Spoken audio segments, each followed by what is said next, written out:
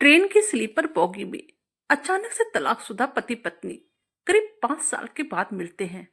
और फिर जैसे ही दोनों की नजरें मिलती है, दोनों एक दूसरे को देखकर गुस्से में आ जाते हैं। लेकिन फिर आहिस्ता आहिस्ता उन दोनों के बीच में ऐसा कुछ होता है कि ट्रेन में मौजूद लोग सभी आश्चर्यचकित हो जाते हैं।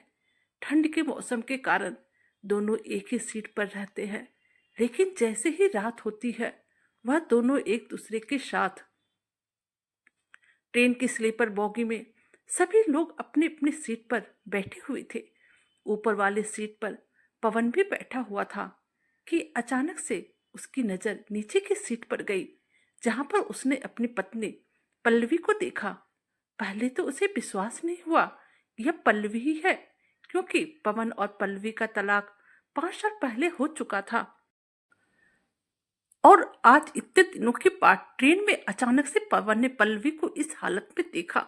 पल्लवी जो कि देखने में चांद की तरह खूबसूरत थी और बहुत ही चंचल स्वभाव की थी, जो कि हमेशा अपने आप को मेंटेन करके रखती थी। आज वही पल्लवी एक सिंपल सी सूती साड़ी पहने हुई, उदास चेहरा लिए चुपचाप से सीट के एक कोने में बैठी हुई थी। उसे देखकर ऐसा लग रहा था कि न जाने इनके मन में कौन सी परेशानियां चल रही है। पहले तो पवन को विश्वास नहीं हुआ यह पल्लवी ही है, लेकिन फिर जब उसने ध्यान से देखा तो बस वह देखता ही रह गया। उसने कभी नहीं सोचा था कि इतने दिनों के बाद वह पल्लवी को इस अवस्था में देखेगा। और फिर अब जैसे पल्लवी की नजर भी पवन पर पड़ी तो उसकी आंखों में आंसू आ गए, लेकिन उसने अपने आंसू को छुपा लिया और फिर वह खिड़की की तरफ अनजान बनकर देखने लगी। लेकिन पवन तो पहले ही समझ चुका था कि यह तो पल्लवी ही है। अब पवन जल्द से अपने ऊपर वाले बर्थ को छोड़कर नीचे की सीट पर पल्लवी के बगल में आकर बैठ गया। वहीं पल्लवी के बगल में एक लड़का बैठा था, तो पवन उस लड़के से कहता है, भाई आप ऊपर वाली सीट पर चले जाओ। तो वह लड़का मान जाता है और ऊपर वाली सीट पर चला जाता है। अब पवन एकदम से पल्लवी के करीब बैठ जाता है। वह पल्लवी को बहुत ही ध्यान से देखने लगता है और फिर थोड़ी ही देर बाद पवन पल्लवी से पूछने लगता है, आप इस हालत में क्यों हैं? और आज आपने इस तरह की ड्रेस क्यों पहन रखी है? क्या आपने अभी तक कोई शादी नहीं की है? उस समय पहले तक तो पल्लवी चुपचाप बैठी रही और खिड़की की तरफ देखती रही, पर थोड़ी ही देर बाद वह कहने लगती है, जी नहीं, शादी तो अभी नहीं की है। कुछ समय बाद वह पवन की तरफ देखकर कहती है, क्या आपने शादी कर ली? पवन ने भी ना में सर हिला दिया और कहता है, नहीं अभी नहीं की है। फिर दोनों एक दूसरे का चेहरा देखकर थोड़ी देर तक मौन रहते हैं और फिर उसके बाद पवन बात को आगे बढ़ाता है और कहता है, अब पवन आपसे तुम पर आ जाता है और पल्लवी को कहता है, यह तुमने अपनी क्या दशा बना ली है? जहां तक मुझे याद है तुम तो हमेशा अपने आप को मेंटेन करके रखती थी, लेकिन आज तुम्हें देखकर मुझे यकीन नहीं हो रहा है कि तुम वही पल्लवी हो। आखिर क्या हुआ? तुम इस तरह से कैसे? और तुम अभी कहाँ जा रही हो? पल्लवी कहती है, मैं लखनऊ जा रही हूँ अपनी माँ से मिलने के लिए, क्योंकि माँ की तबीयत बहुत ही खराब है। फिर पल्लवी कहती है, आप कहाँ जा रहे हैं? पवन कहता है, मैं भी लखनऊ ही जा रहा हूँ। मुझे वहाँ ऑफिस का कुछ काम है, 2 दिन का काम है, फिर जल्द से जल्द निपटा कर वापस आ जाऊंगा। फिर इसी तरह दोनों की बातें चलती रहती है। ट्रेन अपनी रफ्तार से आगे बढ़ रही थी।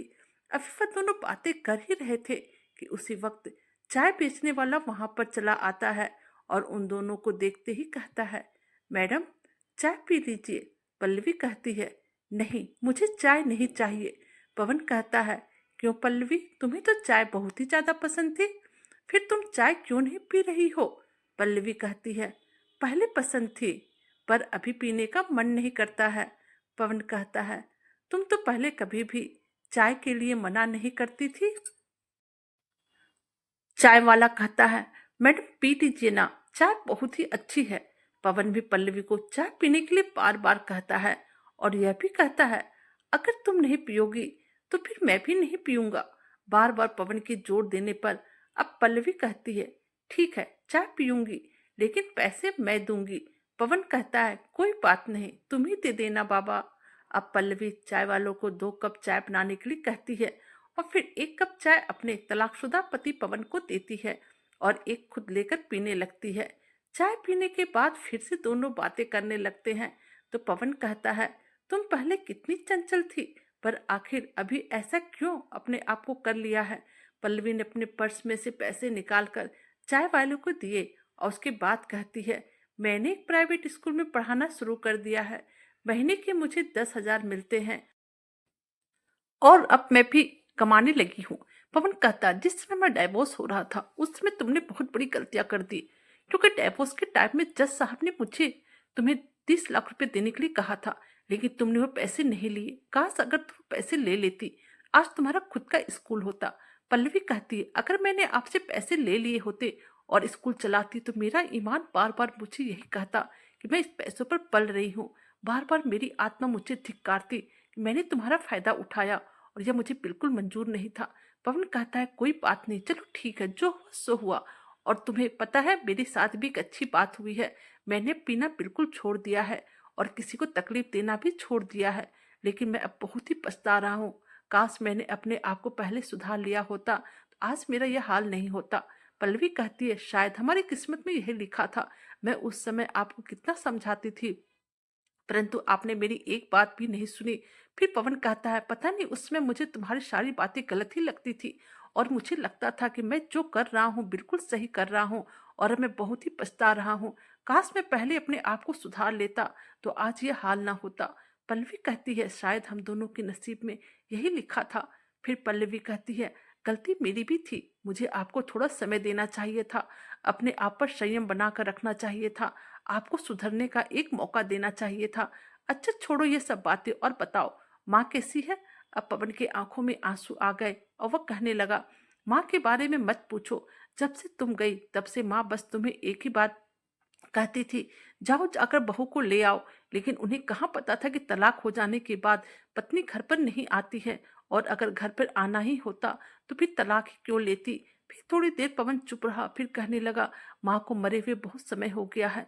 पवन की बात सुनकर पल्लवी की आंखों में आंसू आ गए। फिर वह कहने लगी, मैं तो माँ को भला चंगा छोड़कर गई थी, फिर क्या हुआ। पवन बोले, तुम्हारे जाने के बाद मैं ऑफिस चला जाता और माँ घर में अकेले रहती थी और उस अकेलेपन में सिर्फ तुम्हारे बारे में सोचती रहती थी, जिस कारण से समय से खाना दवाइयाँ नहीं खाने के कारण माँ दिन पर दिन कमजोर होती चली गई। और फिर एक दिन माँ जो सोई वह उठी ही नहीं। मैंने डॉक्टर को बुलाया तो डॉक्टर ने कहा हार्ट अटैक हुआ है और अब मैं अकेला ही खाना बनाता हूँ और खाता हूँ। किसी तरह मैं बस अपनी जिंदगी काट रहा हूँ। मेरी जिंदगी में अब कुछ भी नहीं बचा है। पल्लवी ये सब सुनकर चुप हो जाती है। उसे अपने आप में यह एहसास होने लगता है, यह सब जो हुआ है सब उसी के कारण हुआ है। अगर वह घर छोड़कर नहीं जाती तो आज माँ उन लोगों के साथ में होती। फिर पवन कहने लगा, तुम क्या करती हो। कुछ नहीं, बस कॉलेज में पढ़ाती हूँ और फिर इसी तरह अपना गुजारा करती हूँ। पवन बोला, हमसे बहुत ही बड़ी भूल हो गई है, मैं तुमको समझ नहीं पाया। मैं हर समस्या का समाधान बस अपने ही तरीके से निकालना चाहता था, जिस कारण से हम दोनों के बीच में दूरियां पड़ती चली गई और अब मैं अपने आप को कोस रहा हूँ। तुम्हारी जैसी पत्नी का मैंने कद्र नहीं किया, तुम्हारे प्यार को ठुकरा दिया। पल्लवी कहती है, नहीं, जो हुआ उसे भूल जाओ, जो बीत गया सो बीत गया। लेकिन आप पल्लवी को समझ में आ गया था कि पवन के दिल में कुछ और ही चल रहा है और अभी भी उसके दिल में मेरे लिए उतना ही प्यार भरा हुआ है जितने कि पहले था। अब पल्लवी के दिल में भी धीरे धीरे पवन के लिए प्यार के जज्बात हिलोरे मारने लगा। अब पल्लवी के मन में भी आ रहा था वह भी पवन से अपने दिल की बात कह दे, लेकिन वह कैसे कहे, क्योंकि उसे बहुत ही शर्म महसूस हो रही थी। अब ऐसे ही बातें करते करते कब लखनऊ आ गया दोनों को पता ही नहीं चला। दोनों लखनऊ स्टेशन पर उतर गए। अब फिर से पवन पूछता है, तुम कल कितने बजे वापस लौटोगी। तो वह बोली, आज रात को माँ के पास रुकूंगी और कल घर के लिए लगभग 8 बजे निकलूंगी। पल्लवी की बात सुनकर पवन कहता है, कल जाना है तो 2 टिकट हम ले लेते हैं। फिर पल्लवी बोली, नहीं, आप तो जनरल बोगी में नहीं चढ़ते हैं, आप अपने लिए रिजर्वेशन करवा लीजिए, मैं तो जनरल टिकट लेके जाऊंगी। और फिर पल्लवी ऑटो पकड़कर अपने भाई के साथ चली जाती है, जो कि उसे लेने के लिए स्टेशन पर आया होता है। जाते जाते पवन पल्लवी से कहता है, ठीक है, मैं भी कल 8 बजे यहीं पर मिलूंगा। और फिर पवन भी वहां से चला जाता है। पवन को लखनऊ में 2 दिन का काम था, लेकिन वह एक ही दिन में जल्दी जल्दी से अपने सारे काम को कर लेता है और दूसरे दिन 8 बजे ही स्टेशन पर आ जाता है। लेकिन पल्लवी 10 बजे स्टेशन आती है। तो पल्लवी पवन से पूछती है, आप अभी तक गए नहीं? आपकी ट्रेन तो चली गई होगी। पवन कहता है, मैं तुम्हारा ही इंतजार कर रहा था, जिस कारण से मैंने अपनी ट्रेन छोड़ दी। दूसरी ट्रेन 2 घंटे लेट है और हाँ, मैंने 2 टिकट ले लिए हैं। तुम अब बिल्कुल मना मत करना। मैं खुद पर बहुत ही शर्मिंदा हूँ। दूसरे ट्रेन आने में लगभग 2 घंटा लेट है और जब तक ट्रेन नहीं आती है तब तक चाय पीते हैं। फिर पल्लवी और पवन दोनों चाय पीने लगते हैं। चाय पीते पीते पवन पूछता है, तुम्हारी माँ की तबीयत अब कैसी है? पल्लवी कहती है, माँ अब ठीक है और उनके सेहत में सुधार है। बहुत जल्द ही माँ भली चंगी हो जाएगी। फिर कुछ ही देर बाद ट्रेन आ जाती है और दोनों ट्रेन पर चढ़ जाते हैं। अब पवन कहता है, अब सब कुछ ठीक हो गया है। मैंने पीना छोड़ दिया है और अब मैं किसी को परेशान भी नहीं करता हूँ। फिर पल्लवी कहती है, आप पहले अगर मेरी बात मान लेते और नहीं पीते तो यह समस्या हम सबके साथ नहीं होती। पर आपने मेरी एक भी बात नहीं मानी। मैं बार बार समझाती रही, लेकिन आपने पीना नहीं छोड़ा और हमें भी टॉर्चर करते रहे। आपके चलते मेरे 2 बार अबॉर्शन हुए।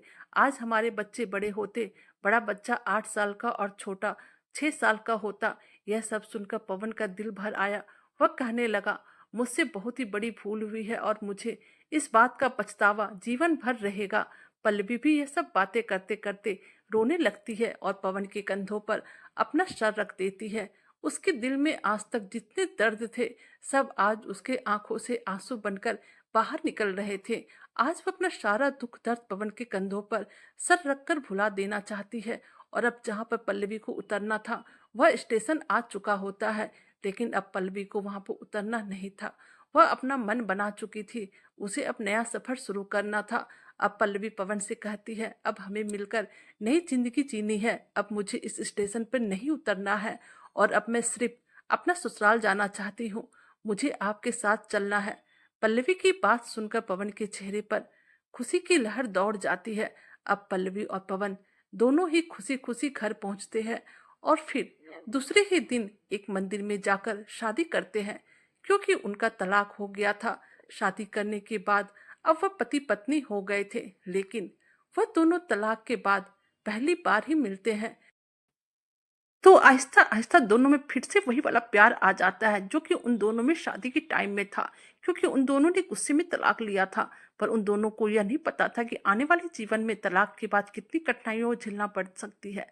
अब उन दोनों को सब कुछ समझ में आ चुका था, इसलिए पति पत्नी के बीच कितना भी टकराव हो, कैसी भी परिस्थितियां हो, तलाक के बारे में नहीं बल्कि उसे कैसे सॉल्व किया जाए, कैसे उसका समाधान निकाला जाए, इसके बारे में सोचना चाहिए। कहानी अच्छी लगे तो प्लीज़ हमारे चैनल को लाइक कीजिए, सब्सक्राइब कीजिए और शेयर कीजिए। Thank you.